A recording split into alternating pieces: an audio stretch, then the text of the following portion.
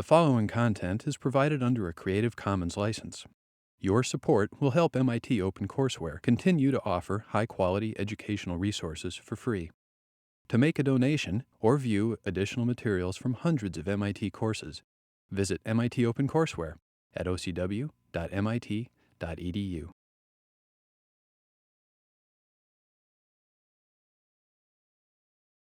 We continue this week with, and next week with our conversation. It's really our final conversation about the genre forms that are at the center of the Hollywood era, with a consideration of the Western. Perhaps we should begin by acknowledging how central the Western is as a movie form in the history of American cinema. Before the advent of television in the late 40s, the first American television broadcast is 1946. And we can say that television is actually established as a social experience in American life, certainly by the late 40s, by say 1949 or 1950. And it's through the 50s that television spreads through the society and begins to supplant the movies. So that before television, let's say before 1950, nearly 30% of every movie made in the United States was a Western. All the way through the Hollywood era, and in fact in the silent era, as I will describe briefly again this evening when I do a kind of mini history of the Western movie. Even in the silent era, it's a central form. And even after the 1950s, even after the advent of television, nearly half of all movies that we might identify as set in the past, as historical movies, were Westerns. And of course, as I suggested when I talked about the musical, the Western can be understood, along with the musical, as as a uniquely American form. Even though at a certain point in the mid and late 1960s, certain gifted Italian directors began to take over the Western and darken it and throw a kind of European cynicism into the tradition of the Western. By that time, the Western genre had evolved and transformed in ways that made this cynicism not completely unique, not totally European, because a kind of subversiveness had perspective had begun to enter the American version of the Western as well. Nonetheless, the Western form underwent profound transformations, and it's those transformations that I want briefly to talk about here in an introductory way, and I'll return to that sort of what we might call the trajectory or the career of the Western briefly this evening when I introduce some comments I want to make about John Ford and about his classic Western, the film we're watching tonight, The Searchers. I wanted to talk a little bit more, not only about the Western, but about why the Western might be seen as the signature American form, why it is so central, not only to the history of American cinema, but in a certain sense central to the cultural history of American society. One way to see this is to reframe the idea I've been suggesting all through the term, this notion that at a certain point the movies became a form of central storytelling in the society, the form of storytelling that most Americans, that more Americans than any other form participated in and experienced, a form that I've come to label consensus narrative, a kind of story system that appeals across social barriers and across age that intends in some sense to express what might be called the dominant or the central values of a society. We've talked about this idea, I've talked about this idea already at some length, and I don't want to spend too much time on it here, but I want to complicate those ideas one more time by reminding you that one way to think about, or one way to frame this notion that the movies and the Western form in particular embody this notion of a story form that intends to reach the whole society, or to speak for the whole society, or to embody the central values of the whole society. Is one way of understanding the implications of that is to recognize, first of all, that the Hollywood system, which is so committed to forms of genre representation, is particularly served by the principles of repetition that are inherent in the conventions that surround the Western. Even though the content of Westerns or the attitudes within Westerns might undergo great transformations, the basic formulas remain recognizable from the earliest days. We're thinking about the costumes, the horses, the guns, and so forth. And even certain basic plots and subplots that keep returning in the Western. As with the musical, the genre is so robust that it has many sort of subforms within it, so that one can talk about Westerns that involve battles between sheep herders and ranchers, or one can talk about the Westerns that are focused on the laying of the Transcontinental Railroad, or one could focus on Westerns that focus on the conflict between white settlers and Indians. Now, many Westerns combine a number of these elements, and there are other subgenres we could describe. The very fact that there are these subgenres is a measure of how robust the system became. And one way to think, therefore, about this idea that I've labeled consensus narrative, or another way to think about what I've earlier in the course called the cultural work of the movies, or the anthropological job that genre forms in general during the Hollywood era perform, is to recognize that we can understand the specific genre as a distilled instance of the larger process of the movies, right? As a smaller clarifying instance. We can understand it in a certain sense as a forum, a space of conversation, a space of discourse in which the culture engages in a kind of ongoing conversation. Remember the terms I used earlier, borrowing from the English critic Raymond Williams? I said that we can understand that these genre forms or these consensus forms could be said to mobilize three different strains of attitude: an emergent, a dominant, and a traditional set of voices, and that one of the explanations for why genre texts, and the Hollywood movies specifically, and the Western in particular, are often so conflicted or divided is precisely that they embody or incorporate some attitudes that are traditional and old-fashioned, some attitudes that are emerging and challenge traditional ideas, and also what we might call central or dominant values, and that not every text will balance those elements in exactly the same way. The second point about this is to recognize that one of the beauties of genre, one of the reasons they serve such a fundamental cultural or anthropological function in a society, is precisely that they go on forever. That we can, in other words, we can think of genre forms as a kind of ongoing, continuing conversation centered on the same formats and the same conventions. And if the genre is stable, and if the society produces these genre forms over decades, the genre form itself becomes a mirror in which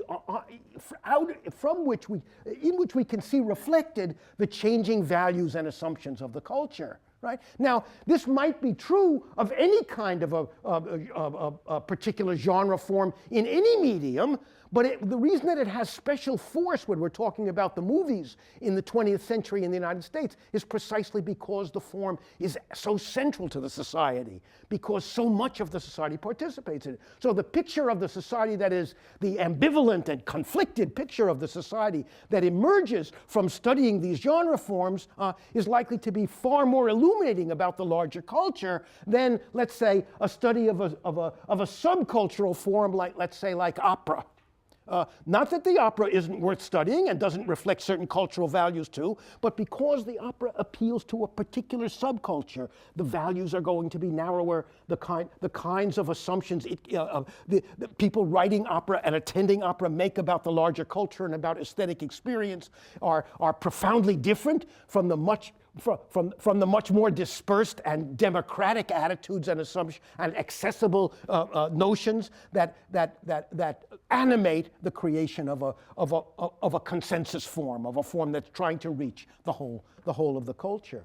So this is a way of reminding you then that the study of what we might call the sociological or the anthropological importance of the study of popular forms in general and of American movies in particular, the Western genre even more especially. We can think, therefore, of the Western almost as a form of a kind of national theater, a kind of repertory company in which the same relatively small number, recognizably small number of actors and actresses, of directors and other subspecialists whose names are never remembered, collaborate to create the film. We can think of the movies as embodying, in a certain sense, what I'm calling the theater of a nation. And I put the phrase in quotation marks not because it's a fancy phrase, but because I want to call attention to the fact that I'm actually borrowing a phrase from a great literary historian who wrote a book about Shakespeare's audience and about Shakespeare's plays and about the public theater of Shakespeare's day, and called that theater the theater of a nation. And in a certain sense, we can say that the Hollywood system was a similar kind of theater. It doesn't follow from this that every text created there is a noble work of art, and it's very important to recognize that the distinction I'm making between an anthropological perspective and an artistic one must hold here, there's another reason for emphasizing this, because the fact of the matter is it's very hard in a course like this, especially because some of these films are so wonderful, my own enthusiasm encourages you to like them, and I want you to like them. Nonetheless, it's very important to recognize that I'm not trying to tell you a merely triumphalist story about how magnificently American movies began to sort of realize their possibilities and dramatize experience, because in a certain fundamental sense, these consensus values are not necessarily noble ones. And the Western's a particularly clear instance of this. In other words, what I'm talking about in a certain sense is the extent to which these genre forms carry the lies, the prejudices, the nasty qualities of a society as well as their ideals and values. And we can feel those elements, even though the films themselves want to tell uplifting stories, the values embedded in them may not be so attractive at all. And the Western is a particularly clear instance of this. A reminder again that we don't just look at films for aesthetic satisfaction. We don't need to just look at films for mere enjoyment. They are anthropological artifacts of the greatest importance, exactly because they existed at such a central, at such a fundamental space in the larger society. Why would the Western be such a central form? Why, in some sense, could we think of the movies with its vast, wide, giant screen as the ultimate destiny of the Western? I think one explanation for the power of the Western film, because there were Western stories and other Western formats before the advent of film, and I'll talk about them in a moment. Why would the film be such a decisive space for the Western? And I think if you think about it for a moment, you'll recognize instantly why that is the case. The format of the movies is particularly conducive to the sense of grandeur and largeness, spaciousness that's characteristic of Western spaces, and of the parables of heroism and town and social creation, society creation, so the creation of a particular culture or environment in the wilderness, the establishment of civilization as a recurring theme in the Western. This kind of recurring subject is at the very heart of what Westerns do, and turn the movies, I think, into a particularly appropriate environment for the largeness and grandeur that Westerns represent. But that in itself isn't quite enough to explain why the Westerns occupy such a central place. And of course, there are historical and cultural explanations as well. The first explanation is that the movies are born at the end of a period in which we could say the real West actually existed. In other words, the movies come in just at the moment. The movies actually are still around when the experience of what we call the West was still historically actual. It wasn't quite in the past. The Western genre is focused really on a 30-year period. What some critics have called the real West, in the period from about 1860 through 1890.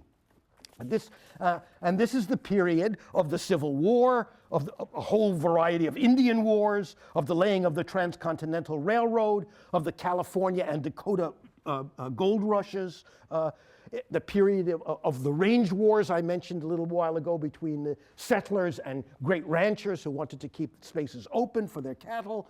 And of course, we now realize it's the period, although the early Westerns didn't want to acknowledge this and told a kind of opposite story, it's also, of course, the era in which we exterminate virtually, the era of genocide against Native Americans, the extermination of the Indians and of the buffalo that roamed the western plains. And even before this real West moment was over, even before it was became history, it had begun to be mythologized. It was mythologized in the popular culture simultaneously with its actual existence. And there were a whole series of forms of publication and forms of drama that drew on the West and stories of the West and began to establish what we might call the basic conventions of the Western mythology, or the parable of the parable America likes to tell itself about the nature of the settling of the West. One of these forms were the dime novels that appeared in the late 19th century and into the early 20th century, available usually in paperback at newsstands. And some of them were immensely popular. Here's one title, a very famous one, the equivalent of a bestseller, I guess, of the day, published in 1882, The Life, Times, and Treacherous Death of Jesse James, 1882. And of course, what these dime novels did was they took what were quasi-historical events, sometimes real events, and immensely elaborated them, fictionized them into heroic fables of various kinds, often celebrating people like Jesse James, who may well have been outlaws and disreputable people in actuality. Another title, The Illustrated Lives and Adventures of Frank and Jesse James and the Younger Brothers. Right? And you can imagine what that kind of thing would have done. In addition to these dime novels, there were also stage performances, plays. They were often some form of melodrama set in the Old West and involving the basic costumes and accoutrements of a Western, right? Pistols and cowboy hats and schoolmarms from the East and so forth. But perhaps even more important than these two sources, and they were very powerful and important forms of popular culture before films that helped establish what we might call the mythology of the West, were the Buffalo Bill shows, the Wild West shows. These were unbelievably popular and successful. Here is a picture of a kind of flyer that would be distributed in small towns or sometimes in larger towns as the Wild West Show, when the Wild West Show came to town.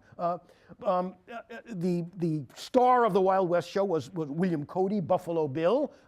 He had a very modest actual career in the West, but it was immensely elaborated by him and his publicists into something much grander and more remarkable.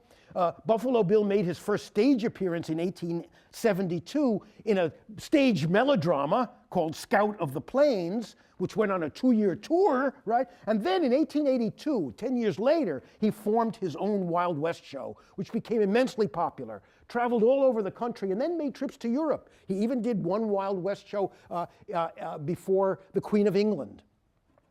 And it was an immensely successful public enactment. The basic elements of the Wild West show contained the essential mythology that then moved into the movies.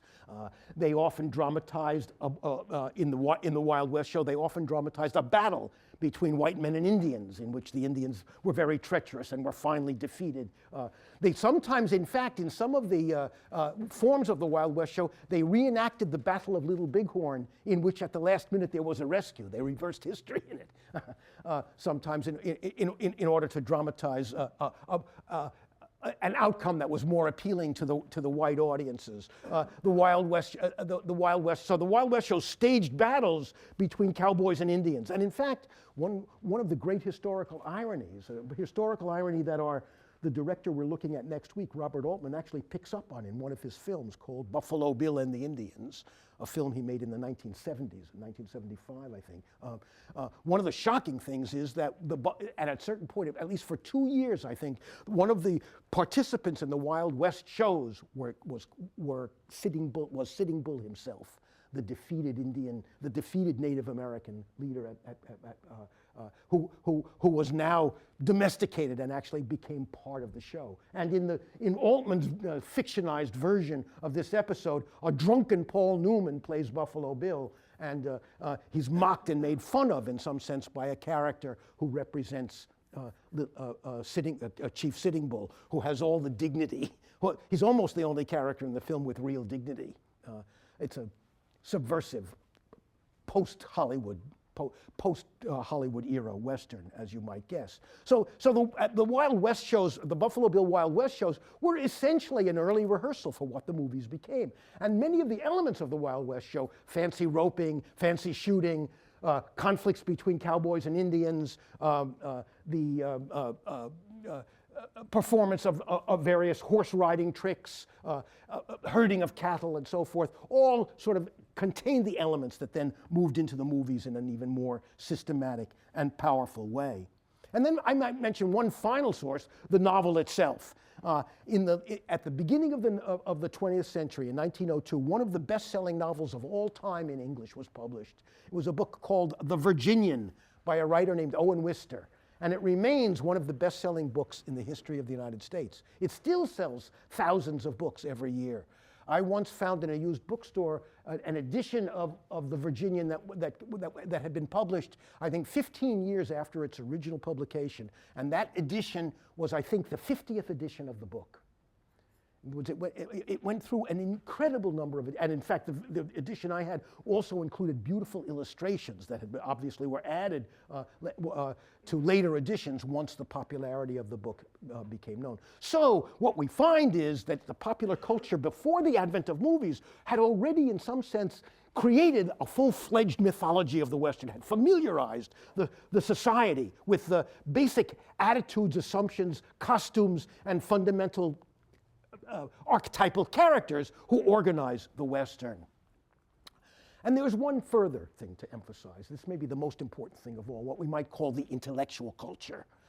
Not only was there a real historical background to the Western, and not only was there a profound form of popular culture in theater, in public performances like these Wild West shows, and in dime novels as well as in literary novels, a tremendous compost of discourse that already sort of establishes the genre even before the movies arrive. There was also a final touch, and this is the thing that helps to explain, I think, maybe more powerfully than the other examples I've given you, why the Western had such a hold, and continues in some ways to have such a vestigial hold on the American imagination and on America's sense of itself. And that is what happens in what I call here the intellectual culture.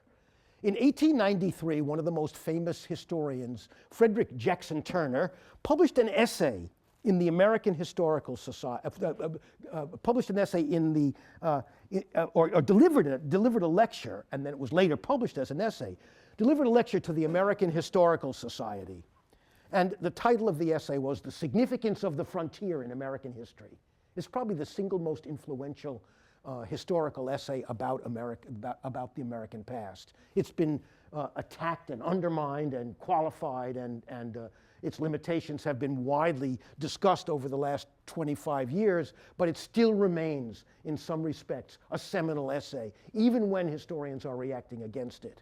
One of the most important central essays about the nature of American culture. And in this article, Frederick Jackson Turner argued essentially that he was trying to make a case for what makes the United States unique. He was making a case for what we now call American exceptionalism, right? A dubious proposition, but let's listen to his argument, which has a good deal of power and interest. He said essentially that the existence of free land, of a continuously receding settlement, of a continuously receding frontier, the advance of settlement westward, with European settlers always pressing against that frontier, that this the existence of such a reality in American life had altered inherited notions of social class and aristocratic government, and had created a tendency toward what Turner implied were, or said were, the American ideals of individualism and classlessness of democracy itself. In other words, the United States, according to Turner's argument, had a particularly open and democratic feel because the existence of this frontier allowed people to escape into a new life, to find possibilities, to escape the confinements of social class, even perhaps in some small degree of gender, although feminist historians have certainly shown how confining the life of women in the West actually was. Nonetheless, a sense that the existence of the frontier made the United States a uniquely individualistic and a uniquely free society. What Turner had done, of course, was define a central historical myth for European Americans, for the white society in the United States. We've come to recognize the limitations of the argument. What's the most profound, obvious limitation that occurs to you instantly? How about the people who are already here?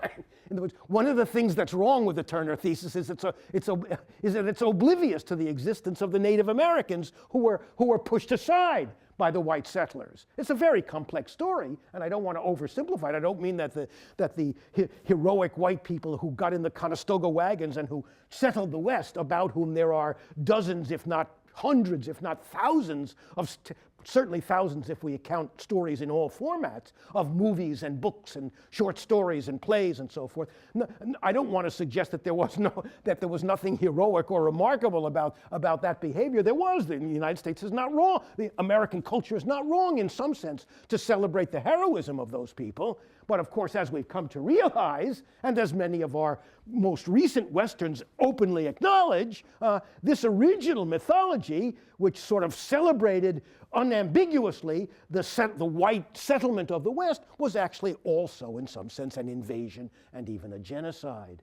And the Turner thesis doesn't even imagine that. It sees it as a triumphal reality. So there were limits, terrible limits to the argument. But there's also something profoundly helpful about the argument. There is a sense of spaciousness, a sense of new possibilities, a greater hostility to social class and inherited wealth in the United States than there are in other places. And for both good and ill, the United States celebrates forms of individualism as against communal behavior with a kind of intensity and compelling power that many, not just Europeans, that many non-Americans think is excessive and think has been reflected in some sense in various forms of national behavior, which we needn't discuss in detail now, but you can all imagine your own examples.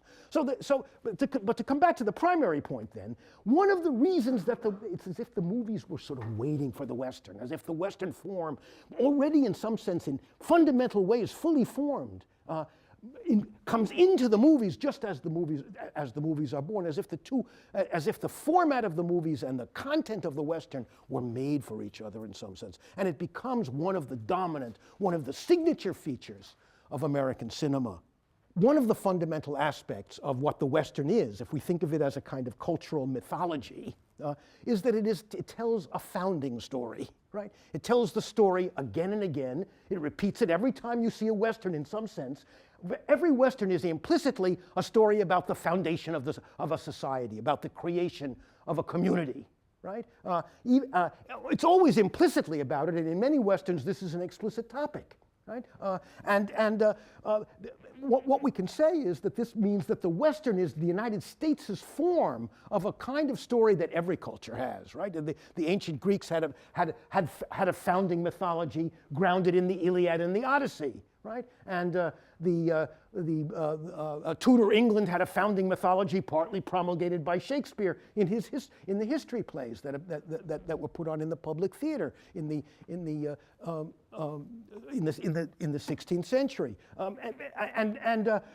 What we can say about these founding stories is that they are always in some sense fantasies or fictions, but they articulate values and assumptions that the culture in some sense would like to believe believe about itself. And by their reiteration, by their repetition, by the telling them again and again, they instantiate these values, these assumptions about the society in the culture as a whole. Their very repetition is important because one of the fundamental things about a myth or a mythology, one of the most fundamental things about it, is that it's a collective. It's a collective story. It's not made by a single person. Right? And one way to think about all Westerns, although of course many of the best Westerns have the traces of, more than the traces, have the imprint of individual contributions. John Ford is a great director, and there are aspects of John Ford's personality in every one of his Westerns. Nonetheless, even the most profoundly Fordian Western is still a collaborative form. Not only because Ford as a director, because the movies are inherently collaborative, because they have so many different people who contribute to the creation of the whole. No one, even the most powerful director, can completely control everything, right? The greatest directors know how to collaborate with their performers and their writers, but in any case, it's a collaborative form to begin with, right? But there's another kind of collaboration, several other kinds. What are they? One of them is every Western is implicitly in a conversation with every previous Western. And in that sense, there's no author. Right? It's the story of the American Western, in that sense, is a collective story. It's a creation of the culture. And in fact, every new version of the Western adds to the mythology in some sense, right? So in that sense, we can think of genre forms generally, the Western in particular, as a particular kind of ongoing, recurring discourse. And if we come back again to the arguments I was making at the beginning of our class about the ways in which genre forms, and especially the Western, can be seen to sort of dramatize cultural change, or the way in which society's attitudes may alter over time, exactly because so many elements of a genre are stable and recognizable. Those that are different are easy to recognize, are easy to identify and speculate about. So that one of the things we're recognizing here is that, in a certain sense, the very fact that the mythology is open, is unfinished, reflects something that's fundamental about society too, right? And this is part of Raymond Williams' great insight into culture. What he said was, culture is a constant mix of emergent, traditional, and dominant voices. It's never over. What culture is a conversation. It's never any one fixed thing, because culture is always in process. It's always changing, right? And what we can say, the value of these genre forms, and especially because the movies could reach so widely, even across linguistic barriers, the value of the movies or the power of the movies as a form of this kind of discourse is overwhelmingly clear, exactly because we can imagine this process, this conversation going on repeatedly over time. The recognizable elements juxtaposed against the elements that are not recognizable, allowing for a kind of constant process of reevaluation, of rehearsal, and of rethinking. Right? And we can say, in fact, that that's one of the deep functions that genre forms in general play, and it's one of the central functions that the Hollywood movie plays. And I'll try to concretize this for you this evening it's a kind of comic attempt, but I'm going to give you a kind of capsule history of the trajectory of the Western from its earliest days, from the Great Train Robbery to Unforgiven. So the Western is a mythology. It's a mythology. The fact that mythologies themselves are open-ended, are spaces in which a society defines and redefines its identity and its central values, makes the Western movie a particularly powerful and central anthropological space. It enacts in different ways, over and over again, a story about the founding of society. And it is grounded, therefore, also in a series of complex dichotomies that are worth making clear, even though they're very obvious when you think about what all Westerns do. But think about them. One of the dichotomies is the dichotomy between what is thought to be civilized and what is thought to be savage, between civilization and savagery. Another is often between East and West, in which the East represents civilization and the West the savage. But there's an ambivalence, because the East is also a place that is thought to be desiccated and lacking vitality, and the West is thought to be an authentic place that tests us in our heroic, largest possibilities, right? And another kind of dichotomy that is present in virtually all Westerns, is a dichotomy between what we might call the claims of community, the claims of society on the one side, and the claims of the individual on the other side, right? This is a special problem for the Western because it celebrates American individualism so powerfully. The iconic scene of the Western in which two men wearing guns square off against each other and the quicker one survives, that scene of the quick draw and of the death in the dusty street could be said to be a kind of embodiment of these values in which you have to rely on yourself. You can't rely on someone else. You can't rely on the government. You can't rely on the sheriff. You can't rely on the police. You can't rely on your neighbors. You have to trust yourself. And in fact, one of the ways you can see the power of these Western mythologies operating is, it seems to me in some sense, one of the great divides in the United States today over the question of guns and gun control is partly grounded in these myths of individualism that the Western mythology has been promulgating since before the advent of the movies, right? In other words, the attitudes and in fact, if you listen to even some of the most extreme forms of gun rights advocates actually talk in a language that we can recognize from Westerns, from Western movies. Not an accident that one of our recent presidents was a star in Western films and actually remembered some films he'd been in as if they had been actual history. And I don't say that in a way to sort of disparage poor Ronald Reagan at all, but as a way of reminding us that the confluence or the confusion of actual history with these mythological accounts of the West is a characteristic feature of the American imagination. How could it be otherwise? We have been so inundated in these stories about the West. So another dichotomy then is that between society and the individual. Maybe finally we can say a dichotomy between culture and nature, right? Which is the story that's enacted again and again in the great epic stories that every culture sort of generates for itself. One of the most distinctive features of these dichotomies is the divided hero, a character you'll see embodied with great complexity in tonight's film, played by John Wayne, a character who is the Western hero is often seen very ambivalently as both a savior and a savage, as someone who has the power and authority to bring a kind of decency and lawfulness to a community, but who is himself so touched by, so tainted by the very savagery that he's trying to tame, that he's often excluded from the community once it's been created. And you'll see a wonderful instance, a complex instance of that in tonight's film, in the way the John Wayne character at the very end of the film is in a certain sense excluded from the community that he has helped to defend. One way to see many of these things, or to clarify many of these things, is to juxtapose, or maybe as a way of crystallizing this process I'm talking about, whereby a genre form can, in some sense, dramatize changing values. I want to show you one scene, and maybe I'll just end with this scene. This is a scene from McCabe and Mrs. Miller, the film you're going to see in 2 weeks. A Western that comes after the breakdown of the Hollywood system, after the movies no longer had the responsibility or the obligation, no longer saw themselves as having to speak to everyone. A moment of great, in many ways, extraordinary artistic freedom, the period of the late 60s and through a good part of the 1970s. Many people would say it was a moment in American cinema unrivaled for its complexity and its richness. And one of the reasons it was such a rich moment was that the movies had been liberated from their responsibility to talk to the whole culture. There was an irony connected to that because they had smaller audience, right? But it gave them a kind of political freedom, a kind of moral freedom that they hadn't had before. And I want to show you one scene. One reason I'm choosing it is because it will resonate for you when we come to McCabe and Mrs. Miller. But it requires that you know one thing. The iconic scene that I mentioned earlier, where two heroes, or one hero and a bad guy, square off against each other on a dusty street to draw a gun, might be said to be the most recurring or the quintessential Western scene, although there are others we might nominate as almost as important.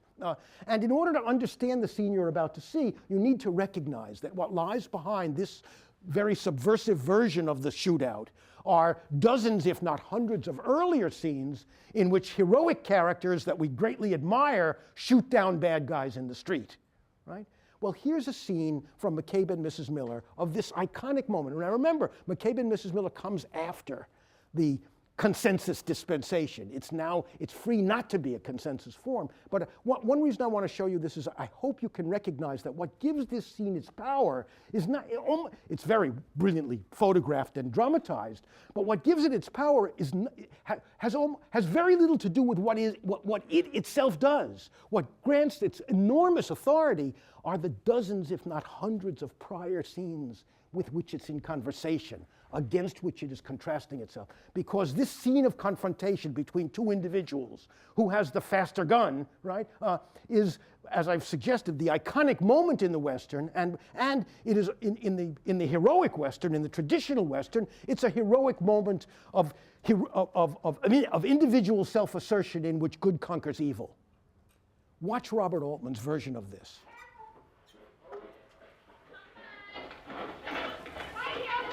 No.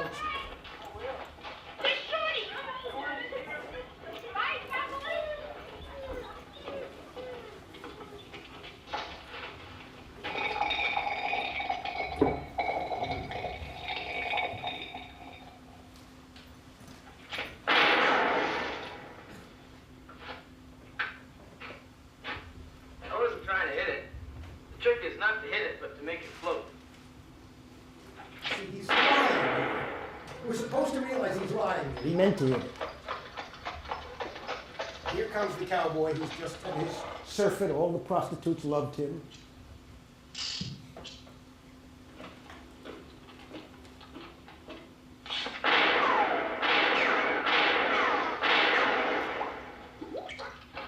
Hey, hold it, Sonny.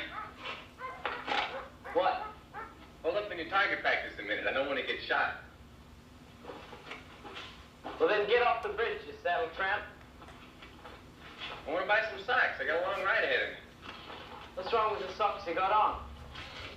I wore them out, running around half naked in that whorehouse over there. That's really quite a place. You been there yet? Take off your boots and show me. You're joshing me. I said take off your boots and show me, you egg sucker.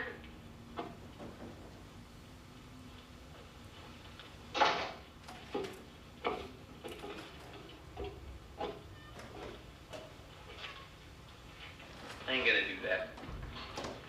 What are you wearing that gun for? No, son, I just wear it. Can't hit nothing with it.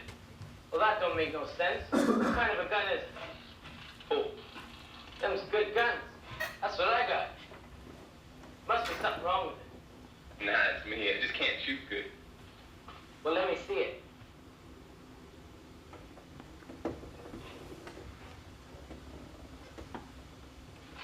Come on. Maybe I can fix it for you. Okay.